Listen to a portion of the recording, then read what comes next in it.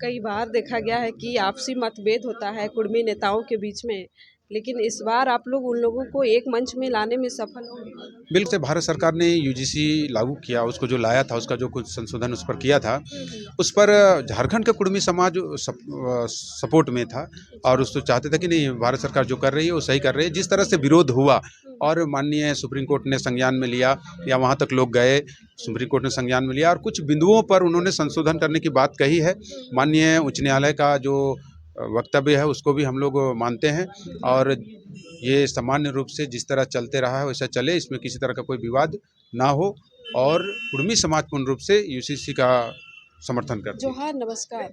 News update Jharkhand देख रहे हैं आप और मैं हूं आपके साथ ममता। कई वर्षों से कुर्मी आंदोलन चलते आ रहा है। मांग ये है कि कुर्मी जनजाति को एसटी सूची में सूचीबद्ध किया जाए। आप देखिए कि 2025 में रेल टेका आंदोलन हुआ। उस समय कहा गया कि केंद्र सरकार की ओर से आवाज़ें आई है, उनको बुलाई जाएगी और वार्ता किया जाएगा, लेकिन वो भी असफल दिखता हुआ नज़र आ रहा है। 22 फरवरी 2026 को ऐलान किया गया था कि उस दिन, उसी तारीख को रांची के प्रभात तारा मैदान में 5 लाख कुर्मियों की संख्या वहां पर उपस्थित रहेगी और केंद्र सरकार और राज्य सरकार को आवाज़ देगी, हुंकार भरेगी कि उनको अब सूची में सूचीबद्ध किया जाए, एसटी सूची में। आज भी प्रेस कॉन्फ्रेंस है, बातचीत करेंगी कि क्या हुआ, क्या अब वो तारीख बदली गई या फिर आंदोलन नहीं होगा। और राज्य में कई सारे मुद्दे हैं, जैसे कि यूजीसी को लेकर है और राज्य में अभी निकाय चुनाव है, उसको लेकर भी सवालें हैं। फिलहाल बातचीत करते हैं, हमारे साथ शीतल ओहदार जी है। दादा, कुर्मियों की आंदोलन थी 22 फरवरी को, आप लोगों ने ऐलान किया था, क्या हुआ इसे बताइए। देखिए, 22 फरवरी को जो कुर्मियों का जो कुर्मी अधिकार महारैली घोषणा किया गया था परबतरा मैदान रांची में, वो रैली का तैयारी पुरजोर से चल रही थी। बीच में राज्य सरकार एक साजिश के तहत उसी डेट पर 22 तारीख को रैली है और 23 तारीख को चुनाव का घोषणा कर दिया है। 23 तारीख को वोटिंग होगा नगर निकाय चुनाव का। एक साजिश के तहत चुनाव आयोग से के सहयोग से राज्य सरकार ने कुर्मियों को रोकने का प्रयास किया जा रहा है, लेकिन कुर्मी रुकने वाले नहीं हैं। अब 22 की जगह पर 1 मार्च को उसी प्रभातारा मैदान में कुर्मियों का एक बड़ा रैली होगा और उस रैली के माध्यम से हम लोग भारत सरकार को ताकत दिखाएंगे और बाध्य करेंगे कि कुर्मी जनजाति को एसटी का सूची में सूचीबद्ध किया जाए। ये जो डेट बार बार जो चेंज हो रहा है, एक साजिश के तहत चेंज हो रहा है। हम लोगों ने पहले मोराबादी मैदान के लिए 11 जनवरी का डेट मांगा था, लेकिन माननीय उपायुक्त जी ने मना कर दिया कि नहीं, सरकारी कार्यक्रम है और सरकारी कार्यक्रम का हवाला देते हुए उन्होंने मैदान देने से इनकार कर दिया था।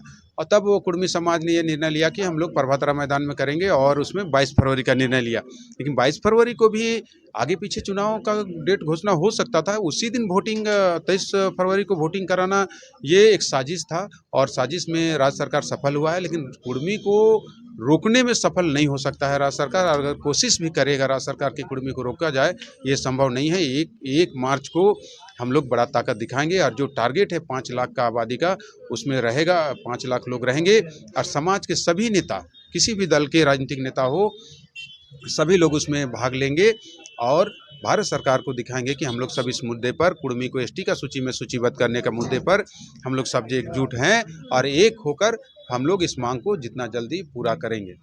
कई बार देखा गया है कि आपसी मतभेद होता है कुर्मी नेताओं के बीच में, लेकिन इस बार आप लोग उन लोगों को एक मंच में लाने में सफल होंगे। बिल्कुल, आप सही कह रहे हैं। पहले ऐसा होता था कि अलग अलग दलों पे अगर कुर्मी नेता हैं तो उस पर एकजुट नहीं हो पाते थे, लेकिन इस बार हमने सभी नेताओं से बात किया है। हमारे समाज के जितने भी, अगर राज्य सरकार में मंत्री भी हों या हमारे जैसे जयराम बाबू हों, सुदेश दा हों, चाहे केशव कमलेश महतो जी हों, मथुरा दा हों, चाहे और बड़े बड़े विद्युत दा हों, सीपी चौधरी जी हों, जितने बड़े बड़े नेता हैं, सभी लोग से हम लोगों ने बात किया है और सभी लोगों ने एकजुट होने का आश्वासन दिया है और सभी लोगों ने कहा कि एकजुट होकर इस बार हम लोग ताकत दिखाएंगे, सब मंच पे रहेंगे और भारत सरकार को हम लोग दिखाएंगे कि हम लोग सब एक हैं और जितना जल्द हो सके कुर्मी को एसटी में शामिल कर लिया। दादा, मांग वही है कि कुछ अब अदला बदली हो गया।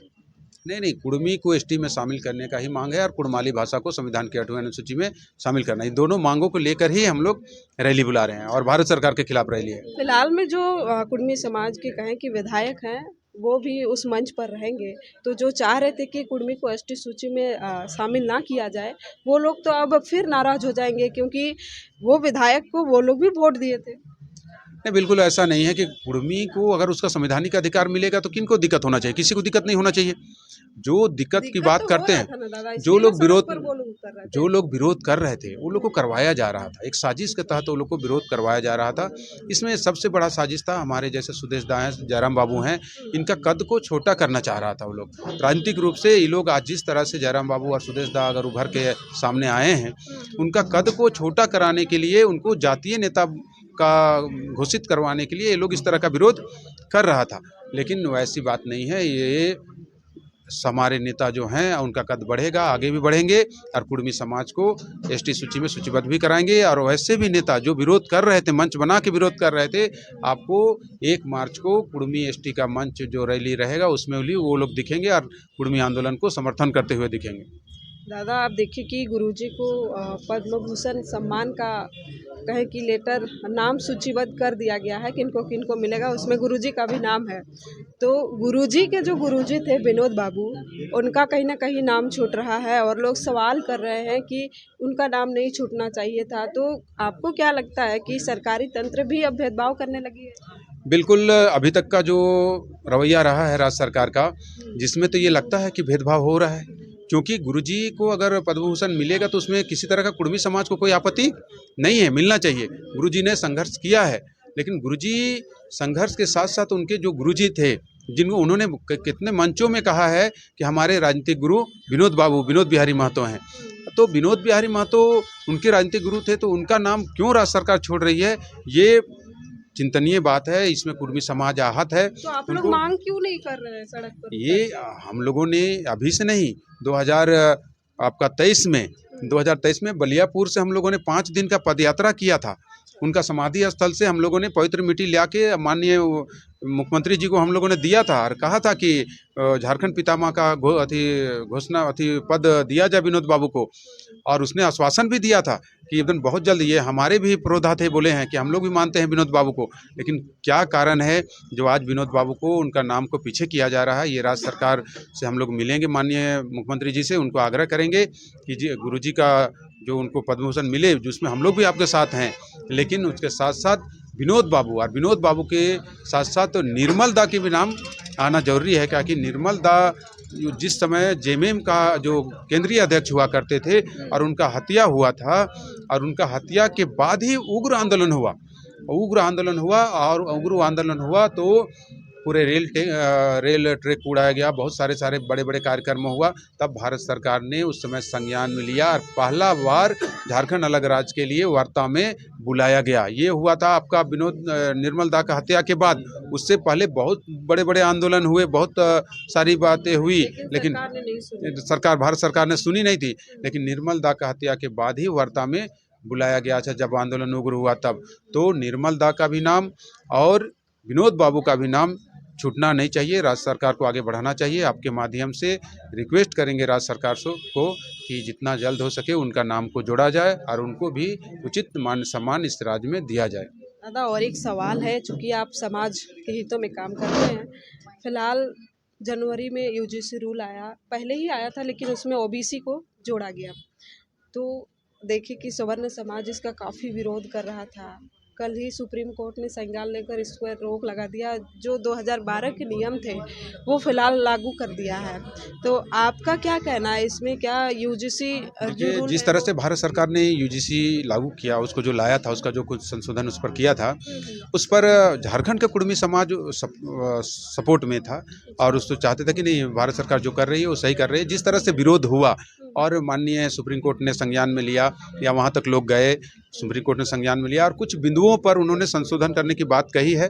माननीय उच्च न्यायालय का जो वक्तव्य है उसको भी हम लोग मानते हैं और ये सामान्य रूप से जिस तरह चलते रहा है वैसा चले, इसमें किसी तरह का कोई विवाद ना हो। और कुर्मी समाज पूर्ण रूप से यूसीसी का समर्थन करती है।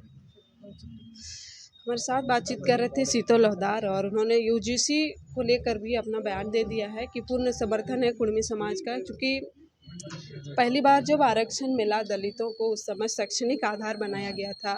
उसके बाद ईडब्ल्यूएस आया जो आर्थिक आधार पर बनाया गया। आर्थिक दृष्टि से जो कमज़ोर वर्ग हैं उसके लिए ईडब्ल्यूएस लाया गया। उस समय किसी ने कोई विरोध नहीं किया, लेकिन जब ओबीसी समाज को समानता लाने के लिए शैक्षणिक स्तर पर जातिगत भेदभाव को मिटाने के लिए ये रूल लाया गया, तो सवर्ण समाज जो है काफ़ी इसका विरोध कर रहा था और सुप्रीम कोर्ट इस एक्शन लेकर उसको फिलहाल के लिए रोक लगा दिया है और कुछ बिंदुओं पर संशोधन करने की बात कही है। फिलहाल 1 मार्च 2026 को कुर्मी समुदाय का विशाल रैली है रांची के धुरवा में, और ये तिथि 22 फरवरी को होनी थी, लेकिन अब उसको पोस्टपोन कर दिया गया है चूँकि 23 फरवरी को निकाय का चुनाव है। फिलहाल हमारे साथ बने रहे। जोहार।